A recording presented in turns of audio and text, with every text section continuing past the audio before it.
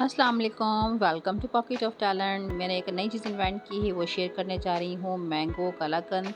और इसके बहुत बेहतरीन रिज़ल्ट आए थे। ये मैंने ट्राई किया था और उसका जब बहुत अच्छा रिज़ल्ट आया तो मैंने आप लोगों के साथ भी शेयर किया। तो इसके लिए क्या है, मैंने 2 किलो दूध जो है वो फट गया था, उसका पनीर ले लिया है। शुरू करते हैं, बिस्मिल्लाहिर्रहमानिर्रहीम।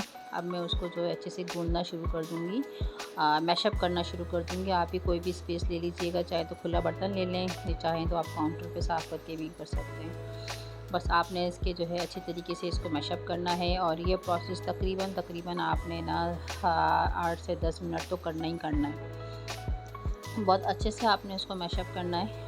और ये देखिए, हथेली की मदद से ना आपने इस वाले हिस्से से आपने इसको इस तरह से रगड़ना होता है। तो बस यही आपने प्रोसेस को बार बार रिपीट करना है। तो ये देखिए, बहुत अच्छा सा जो है हमारा जो है गूंद गया है ये आटा नुमा। अब मैं यहाँ पर आधा कप जो है सूखा दूध ऐड कर रही हूँ। आप किसी भी ब्रांड का ऐड कर सकते हैं यहाँ पे। और आहिस्ता आहिस्ता करके ये पूरा आधा कप हो जाएगा। तो फिर मैंने इसको अच्छे से दोबारा से मिक्सिंग शुरू कर दी है। तो टोटली 10 मिनट इसमें लगे थे, ऐसे ज़्यादा भी लग सकते हैं। अब मैंने पैन में 1 कप दूध ले लिया है और उसको बॉयल आने तक पका लिया। अब जो हमने ये जो पनीर तैयार किया था मैशअप हुआ हुआ, वो इसमें ऐड करेंगे और इसको मिक्स कर लेंगे। यहाँ आपने इस बात का ख़्याल रखना है कि जो है आँच आपकी बहुत तेज़ नहीं होनी चाहिए, क्योंकि ये हल्की आँच पे पकेगा।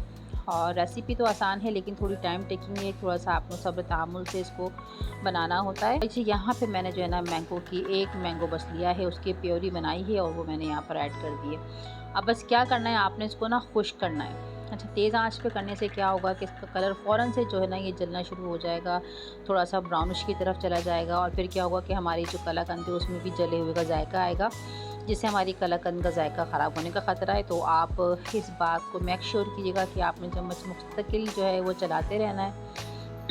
इतना कि हमें इसको बिल्कुल खुश्क कर देना है। चीनी यहाँ पे मैंने 3 टेबल स्पून डाली है। मैं आपको सजेस्ट करूँगी, मुझे ज़्यादा लगी थी, तो आप यहाँ पर 1 टेबल स्पून इनफ रहेगी, क्योंकि आम मीठा था। लेकिन आप अपने टेस्ट के अकॉर्डिंग भी डाल सकते हैं। यहाँ पर मैंने इलायची पाउडर डाला है ½ टी स्पून। और ये देखें, इतना मैंने पकाया कि इसको खुश्क कर लिया है। ये दिखने में बहुत जल्दी लग रहा है, लेकिन तकरीबन इसको 20 से 22 मिनट हो गए थे पकाते-पकाते। मैंने इसमें ऑयल या घी का बिल्कुल भी इस्तेमाल नहीं किया है, क्योंकि ये खुद ही ग्रीसी होता है। और ट्रे में भी मैंने बिल्कुल भी ऑयल या घी बिल्कुल भी यूज़ नहीं किया।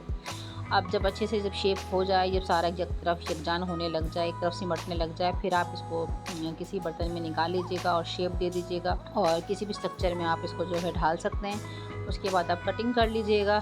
मैं यहाँ पर जो है कलाकंद की ही जो है शेप दे रही हूँ, स्क्वायर शेप। तो इसमें मैंने काट लिया है और थोड़ी देर इसको ठंडा होने के लिए रख दीजिएगा, लेकिन मैंने जो है ठंडा होने के लिए नहीं रखा। आप चाहें तो डेकोरेशन के लिए आप पिस्ते ऐड कर दीजिएगा, ये ऑप्शनल है।